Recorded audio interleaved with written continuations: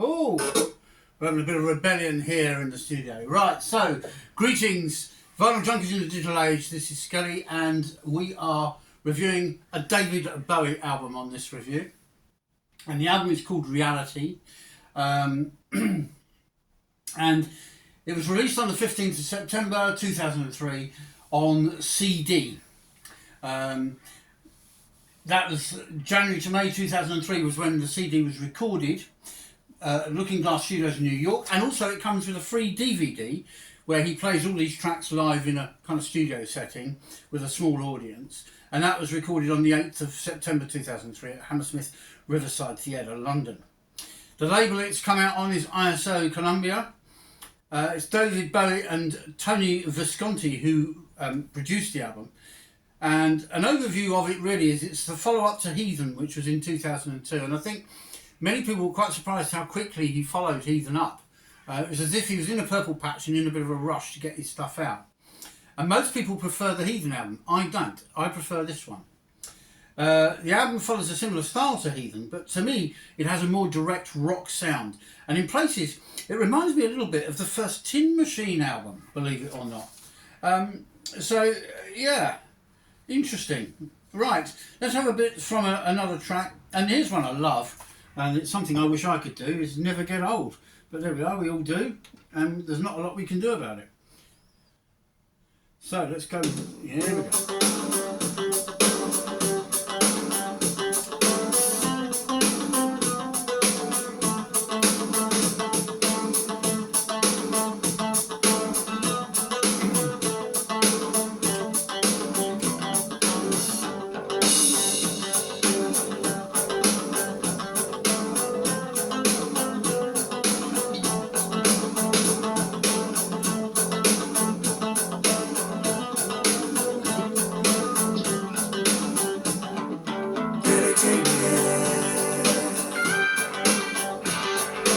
Think about a dog, better get a room, better take care of me again and again. I think about this and I think about personal history. Better take care. I breathe so deep when the movie gets through, when the star turns round. Well, comrades, the album is called Reality. This is Never Get Old, and it really gets revved up in a moment. I'm going to take you to that point.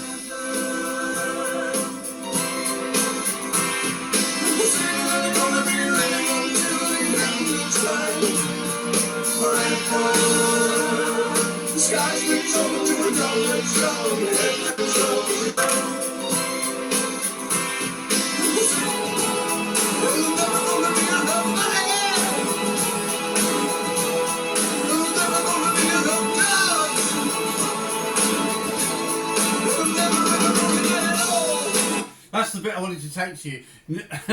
Never ever be enough money, never ever get enough drugs, never ever get old. And I guess he's referring to drugs that keep us alive. I trust that's what he's referring to, dear boy. Okay, comrades, the music has spirit, energy and vitality in it, I've written here, in a very mature way, because Bowie, when he recorded this record, was 56 years old. He followed it up with the Reality Tour, which is on a DVD, which I have, a live tour, and the musicianship and the whole performance is fantastic. But like with a lot of his shows, he does some songs I just cannot stand. There's not many of them, but when he does them, oh my word, I've got to skip them. And it's very unsatisfying if you have to skip things. But anyway, there we are. That's life, I'm afraid. You can't please everybody all the time, I guess. The bonus DVD that comes with this sees him performing the songs live with his crack band, I've called it, which includes the ace guitarist Earl Slick. So Tony Visconti is producing, he's a blast from the past of Bowie. Earl Slick is also a blast from the past. Bowie, on this DVD, looks very confident, relaxed, and he seems to be relishing just being in a band, like he did when he had Tin Machine. He had this urge to just be part of a band, a garage kind of band. And he's clearly feeling very comfortable in his own skin. And the way this comes across, some people have criticised that, as saying, oh, he's playing it too safe on this album. I don't agree. Let's go through all the tracks on the wax, as we call them, even though it's a CD. And I'm sorry it jumped about a bit on that first one. It's quite an old CD. My son bought it for me back in 2004. So we're going back a long way. Yeah. Nuclear Star kicks off the record. Its weird sci-fi noises bleep into a good catchy rocker with jerky guitars and a dry drum sound. It's otherworldly and it's very driven. Pablo Picasso, the one I started with, is a cover of a Jonathan Richman and the Modern Lovers track by Bowie. And again, he kind of owns it, doesn't he? Funky punk style attack on this cover, blazed with strident synths, strong vocals and rocking with alacrity. One of my favourite words for 2026, comrades, is alacrity. I love that word. Then we played a bit of Never Get Old, a reflective and sarcastic lyric about ageing, laced with middle-aged punk attitude and angst, and a very strong vocal on this. The song rocks with a funky feel. That's followed by The Loneliest Guy, track 4, chilling, bleak and raw piano-driven lament, laced with spooky guitar and synthesizer flourishes in this. The vocal is quite distant and mournful. We've had other artists who are very expressive, and Bowie's getting quite expressive on this record as well. 5 is Looking for Water, tinges of glam rock in this tight stomping rocker. It's sharp and it's layered with a sense of urgency, so I think we should have a little bit of that. Looking for Water. I kind of like the whole feel of this one. It's true.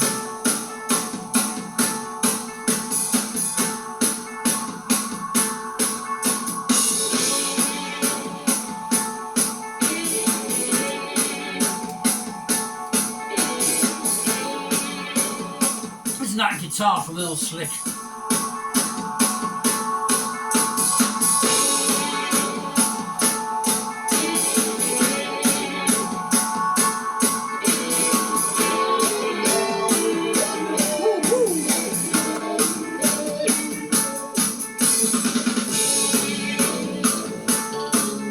Bass rumbling in.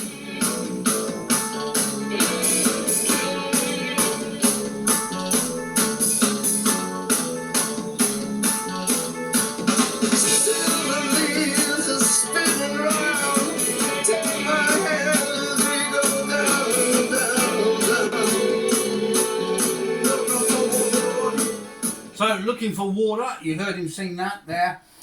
Tinges of glam rock in this tight stomping rocker, as I said just now. It's sharp and it's layered with a sense of urgency. I love the stomp of that track. Track 6 is She'll Drive the Big Car. Now this starts with a strident harmonica at the beginning, which is one of my favourite sounds. But I'm not going to play you a bit of that. You'll have to try that one out for yourself. The harmonica section introduces an unadventurous but compelling song with a detached narrative about a frustrated housewife. So it's not the most amazing standout track on the record by any stretch, but it's good. Then we have a track called Days. Fantastic percussion in a moderate-paced acoustic number. A smooth, hollow-sounding vocal narrates this reflective song. Track 8 is Full Dog Bombs the Moon. Don't ask, I don't know. All I know is Madam Anna is the bomb, according to Cat Elliott, the album we reviewed in the last review. This is an observational, cynical and cryptic lyric in a punchy guitar-driven rocker with a Tin Machine kind of vibe to it. That's how it came across to me. And it rocks like a manically, really. Try Some, Buy Some. Now, this is a George Harrison song, which I really like. I'm trying to remember what album it was from. I think it was from Extra Texture, another album that's reviewed on this channel, by the way. Have a look for that. Underrated George Harrison album with a bright orange sleeve. Really good album. But this version of Try Some, Buy Some is bleak, haunting and classy. And it was a tribute, really, I think, to George Harrison himself, who hadn't long since died in 2004. He passed away. The track we're going to finish on is Reality, which is track 10. This frantic, aggressive Tin Machine style rocker contains the best bass line on the whole record, rife with hearty woohoos in it and ha ha ha ha ha in it. You'll hear all that when I play it. The song is about seeing through fake things. It's about seeing past fake things as well. So you know, detecting the real truth. Track 11, the only track I don't like at all, Bring Me the Disco King. It's miserable and it's achingly long at 7 minutes, and I can't sit through it. It's a jazzy piano-led dirge, really, with exquisite brushwork on the drums. So it's beautifully done, it's beautifully recorded, but I just can't listen to it. It's too miserable. It's too bleak. It's Bowie really, well, it's almost Dark Star bleak. Do you remember his final proper album just before he died? Dark Star. Hard to listen to. We bought it, we listened to it maybe once, maybe twice. We can't bear to listen to it now. Me and Mrs. Wife, we just cannot bear to listen to it. So there we are. Bring Me the Disco King. Not one of my favourites by any stretch. The bonus track on the album is Waterloo Sunset, an old Kinks number. And I was left wondering why he didn't include it on his Pin-Ups album all those years ago. Do you remember Pin-Ups? Had lots of juicy cover versions done deliciously by Bowie, done his own take on everything. Really brilliant. And he didn't include this, he should have done. Waterloo Sunset, a classic, brilliant song, done with real feeling. But it was omitted from Pin-Ups, which I think is pants. So there you are. Anyway, we're going to rock out, ladies and gentlemen, comrades, scallywags, mugwumps, whatever you call yourselves. We're going to rock out with Reality, the title track, which I think is utterly brilliant. I think most of the album is brilliant. Only to Take Me to the Disco King. Take Me to the Disco King is the only one I don't like. I'll give you some reactions. BBC said it's among his best work. Rolling Stone says Bowie toughens up his sound. Uncut says, while it's very much a rock album, it kicks in a very now kind of way.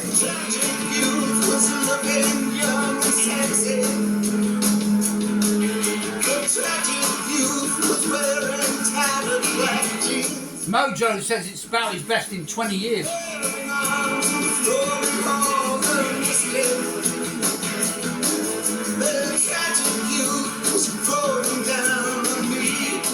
Q Magazine says it's his best album since Scary Monsters.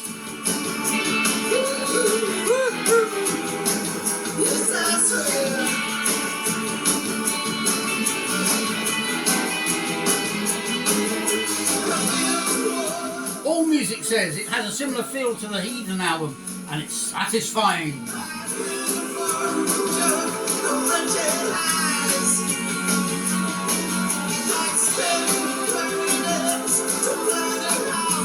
A very worthy album and CD/DVD package displaying Bowie's strengths in his mid-50s. That's my comment.